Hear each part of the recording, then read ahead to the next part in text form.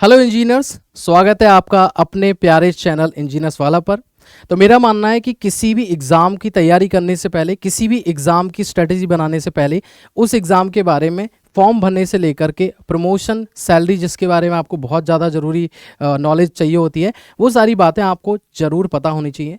सो इस particular video में हम लोग बात करेंगे इसी सफ़र की, एसएससी जेई के लिए, कि ये सफ़र कहाँ से शुरू होता है, फॉर्म भरने से लेकर के वैकेंसी कैसे आती हैं, वहाँ से लेकर के मैं आपको प्रमोशन और फाइनल एक लाइव सैलरी स्लिप भी आपको दिखाऊंगा। तो इस वीडियो में जैसा आप सामने देख पा रहे हैं, that is staff selection commission, that is a full form of SSC, and JE का मतलब है जूनियर इंजीनियर। तो इस वीडियो में हम लोग जूनियर इंजीनियर का सफ़र देखेंगे, जो कि आप बनोगे, जब बनोगे आप जूनियर इंजीनियर तो फॉर्म कैसे भरा जाता है और लास्ट तक हम लोग कैसे चलेंगे। तो सबसे पहले जब मैं यहाँ पे एक आपको दिखाई दे रहा है that every year vacancy for the post, हर साल इस सेक्टर में वैकेंसीज आती हैं अलग अलग डिपार्टमेंट के लिए। लाइक जहाँ यहाँ पे आपको दिख रहा है एसएससी जेई सिविल के लिए, इलेक्ट्रिकल के लिए, मैकेनिकल के लिए, quantity serving and JE contract, इन पोस्ट के लिए पर्टिकुलर हर साल वैकेंसी यहाँ पे देखने को मिलती हैं। उसके बाद नेक्स्ट पॉइंट पे मैं देखूंगा जो बहुत ही इंपॉर्टेंट रहता है। मैंने यहाँ पे कुछ चीज़ों को इसलिए काउंट नहीं किया है क्योंकि वो चीज़ें आपको बेसिक पता होती है, मैं वहाँ पे बात करूँगा, क्योंकि कोई भी बच्चा जिसने डिग्री या डिप्लोमा किया हुआ है वो इस एग्ज़ाम को दे सकता है। तो मुझे ये इंक्लूड करने की आवश्यकता नहीं है कि इसकी मिनिमम ईयर एज क्या होगी, लेकिन मैंने मैक्सिमम को जरूर यहाँ पे काउंट किया है, मैक्सिमम को जरूर यहाँ पे कंसीडर किया है। तो यहाँ पे सबसे पहले देखेंगे कि आपका जो सिटीजन है वो इंडियन सिटीजन आप होने चाहिए, सबसे पहली जो प्रायोरिटी है वो ये है। देन आफ्टर दैट यहाँ पे age limit for the different post देखेंगे। तो CWC इन अलग अलग डिपार्टमेंट के बारे में मैंने अलग से एक स्लाइड ऐड किया है जिसमें आपको नेम ऑफ द डिपार्टमेंट्स और उनकी प्रायोरिटीज़ आपको बताऊंगा। देन उसके बाद CWC की बात करूंगा तो मैक्स आपके 30 ईयर्स तक आप फॉर्म फिल कर सकते हैं। इन द CPWD आप 30 ईयर्स तक इसमें भी फॉर्म फिल कर सकते हैं, लेकिन बाकी के जो डिपार्टमेंट्स है लाइक फरक्का डैम आपका हो गया, जो NTRO हो गया, इन डिपार्टमेंट्स के अंदर BRO वगैरह, इन डिपार्टमेंट्स के अंदर आप 32 ईयर्स तक इसका फॉर्म फिलअप कर सकते हैं। नेक्स्ट यहाँ पे अगर आप देखेंगे तो एज रिलैक्सेशन में अगर मैं आ जाता हूं तो एज रिलैक्सेशन की बात करेंगे तो SC ST के लिए यहाँ पे कैटेगरीज के लिए आपको 5 इयर्स का एज रिलैक्सेशन आपको देखने को मिलता है। देन उसके बाद OBC में आपको 3 साल का एज रिलैक्सेशन देखने को मिलेगा। PWD के लिए आपको 10, 13 और 15 अकॉर्डिंग टू द जो आपके डिपार्टमेंट्स हैं उनके अलग अलग डिपार्टमेंट के अकॉर्डिंग यहाँ पे मेंशन किया गया है। बाकी आगे की वीडियोस में हम इन पे भी अलग अलग पर्टिकुलर टॉपिक के ऊपर डिटेल में वीडियो में आपको लेके आता रहूँगा। नेक्स्ट यहाँ पे देखेंगे एक्स सर्विसमैन के लिए यहाँ पे 3 ईयर का आपको रिलैक्सेशन मिलता है एज के अंदर। देन यहाँ पे मेन चीज़ है एलिजिबिलिटी, जो कि बहुत ज़रूरी है। आपने BTech या डिप्लोमा किया होना चाहिए, तभी आप इस एग्ज़ाम के लिए एलिजिबल हैं फॉर्म भरने के और इस फॉर्म एग्ज़ाम को देने के लिए। तो मेरे हिसाब से एज क्राइटेरिया और एलिजिबिलिटी आपको समझ में आ गई है, maximum minimum. Next one is जो कि बहुत ज़्यादा इंपॉर्टेंट है, कोई भी एग्जाम फिल करने से पहले अगर वो एग्जाम का फॉर्म 2000-3000 का होगा तो हर कोई बच्चा सोचेगा, लेकिन यहाँ पे आपको सबसे पहले तो वेबसाइट, मैंने हर एक चीज़ का इन्फॉर्मेशन देख रहा हूँ। किसी बच्चे ने पहली बार SSC जेई का फॉर्म दे रहा है आफ्टर पास आउट होने के बाद में, वो भी, और बहुत सारे बच्चे जिनको SSC की बिल्कुल नॉलेज नहीं है। इस वीडियो से आपको काफ़ी ज़्यादा अवेयरनेस होगी। तो यहाँ पे SSC जेई की जो वेबसाइट है दैट इज www.ssc.nic.in, ये आपकी ऑफिशियल वेबसाइट है। यहाँ पे आगे बहुत सारी चीज़ें आपको जानने को मिलेंगी about the SSC department.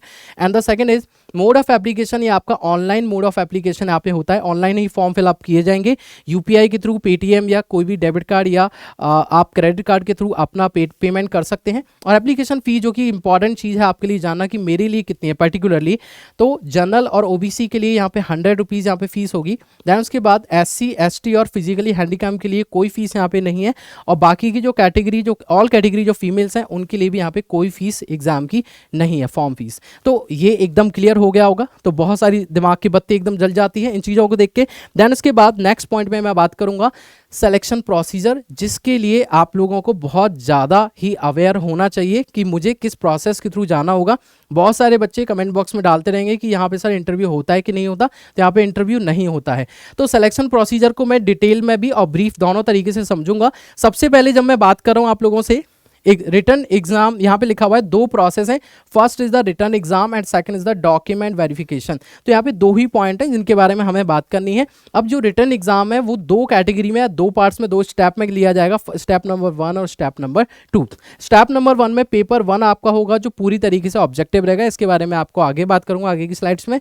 Step 2 में आपका पेपर 2 होगा, जो बच्चे पेपर 1 में क्वालिफाई करेंगे they will appear in the paper 2, and when you have appeared in the paper 1 as well as in the paper 2 2, उसके बाद आपका डॉक्यूमेंट वेरिफिकेशन होगा जो कि शॉर्ट लिस्टेड कैंडिडेट हैं। अब एक एक करके paper 1, paper 2 and document verification को थोड़ा करीब से जान लेते हैं। नेक्स्ट वाले स्लाइड में आप देख पा रहे हैं, ये आपका पेपर 1 है, ये रिटन एग्जाम इसमें हम कहेंगे या फिर एग्जाम पैटर्न इसको देखेंगे। पूरी तरीके से ये 2 पॉइंट मैंने यहाँ पे कंबाइन किए हैं। First is this is a CBT यानी कि कंप्यूटर बेस्ड टेस्ट, सीबीटी 1 होगा, इसको हम बोलेंगे, इसको कंप्यूटर बेस्ड टेस्ट कहते हैं। और दूसरा इसमें मल्टीपल चॉइस क्वेश्चन यानी कि एमसीक्यू बेस्ड 4 ऑप्शन ही आएंगे, वैसे वाले क्वेश्चंस आपके रहेंगे। तो यहाँ पे अगर मैं देखूंगा, यहाँ पे medium of the exam Hindi और इंग्लिश में आपका होगा, दोनों लैंग्वेजेस के अंदर होगा। नंबर ऑफ क्वेश्चन की बात करूंगा, टोटल 200 नंबर ऑफ क्वेश्चंस होंगे। वहीं पे टोटल मार्क्स की बात करेंगे तो 200 मार्क्स, यानी कि इसका मतलब ये हो गया कि 1 क्वेश्चन इज हैविंग 1 मार्क। उसके बाद टोटल जो टाइम ड्यूरेशन है वो 2 घंटे की है। और सब्जेक्ट की बात करूंगा तो नॉन टेक्निकल और टेक्निकल दोनों ही पार्ट आपको अपने बहुत स्ट्रांग करने होंगे। तो टेक्निकल का पेपर भी आपका जितना वेटेज टेक्निकल का है सेम उतना ही नॉन टेक्निकल का भी है।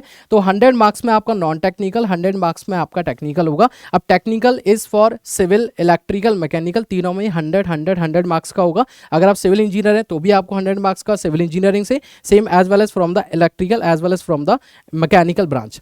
तो टोटल मार्क्स की बात करूंगा तो मार्क्स भी आपके 200 हैं, क्वेश्चन भी 200 है, 1 क्वेश्चन हैविंग 1 मार्क।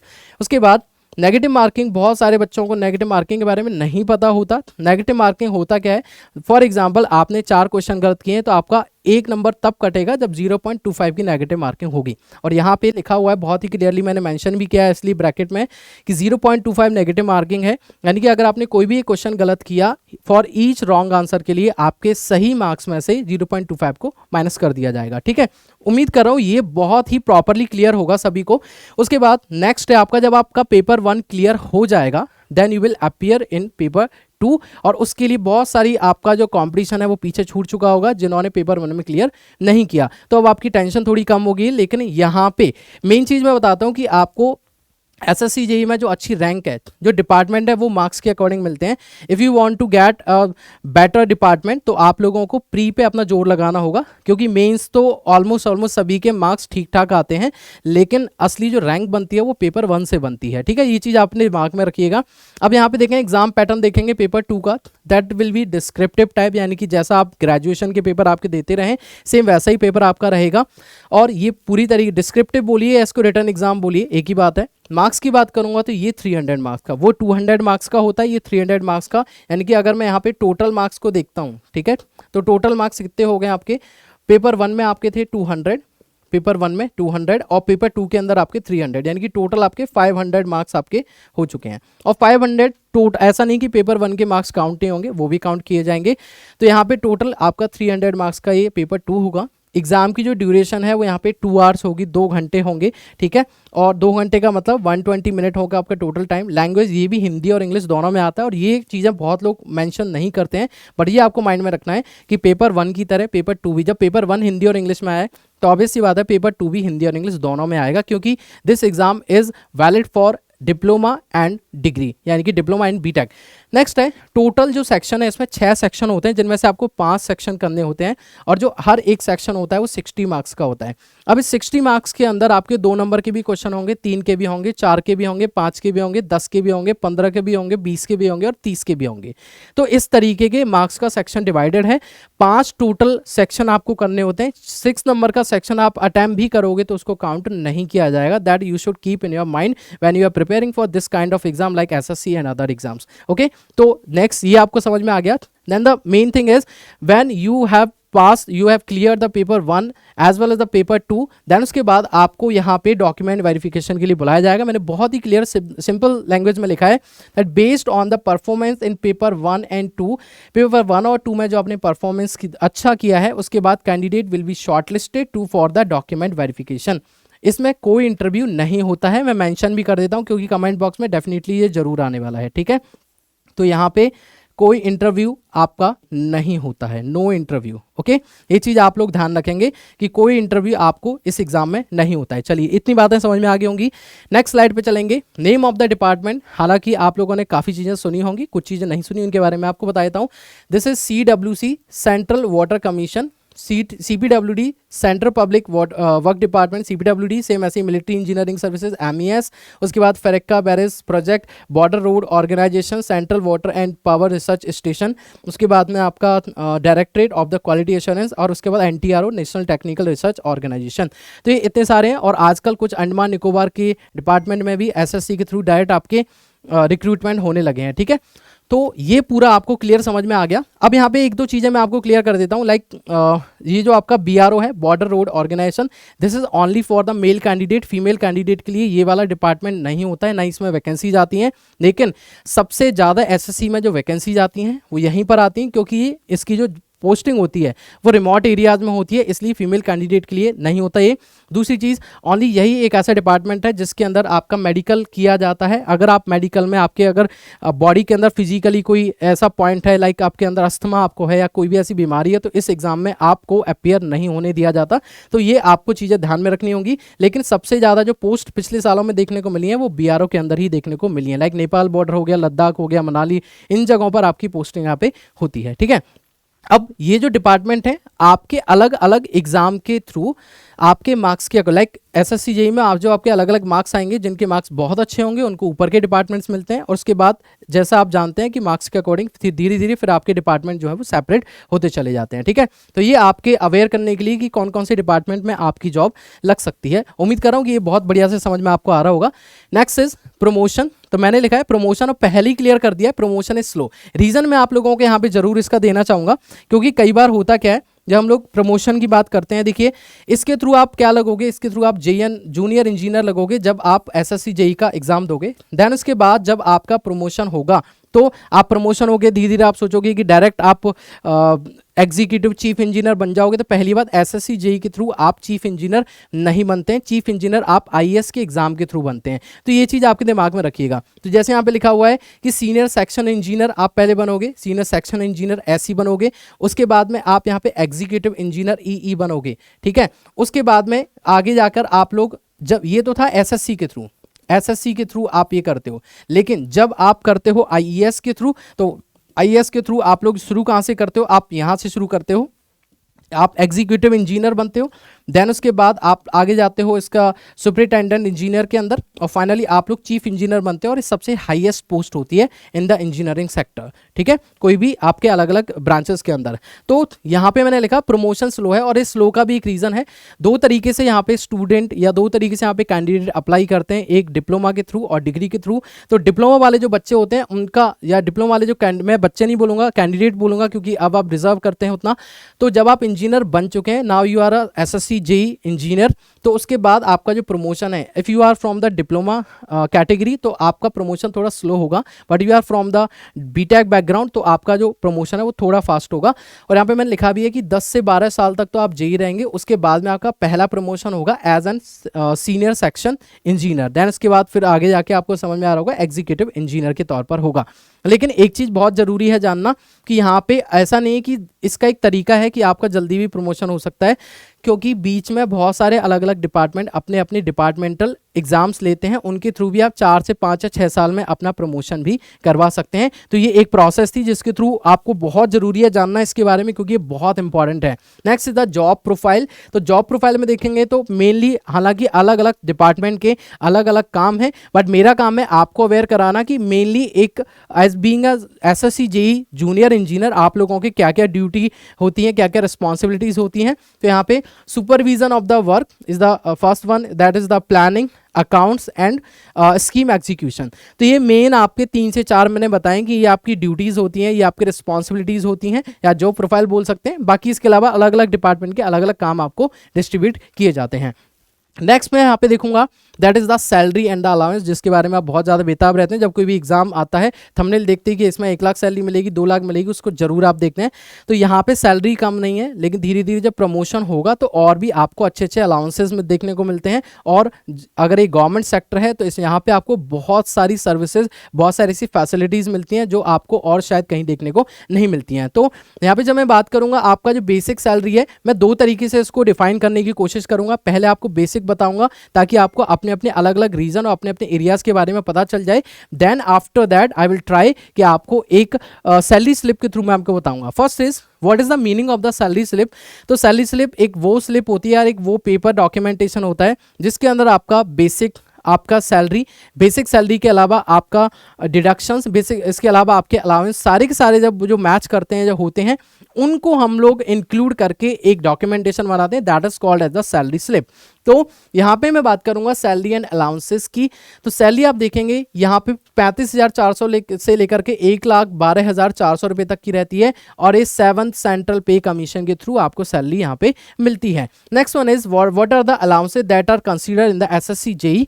तो यहाँ पे आपको डीए यानी कि डीएनएस अलाउंस होता है और ये जो डीएनएस अलाउंस है ये लगभग 27% या 30% तक आपका होता है, जिसको हम सैलरी स्लिप में देखेंगे। उसके बाद एचआरए यानी कि हाउस रेंटल अलाउंस। तो हाउस रेंटल अलाउंस जो होता है वो एक्स, वाई और जेड कैटेगरी के थ्रू अलग अलग सिटीज के अकॉर्डिंग, उनके डेवलपमेंट के अकॉर्डिंग यहाँ पे सेक्शनाइज किया गया है।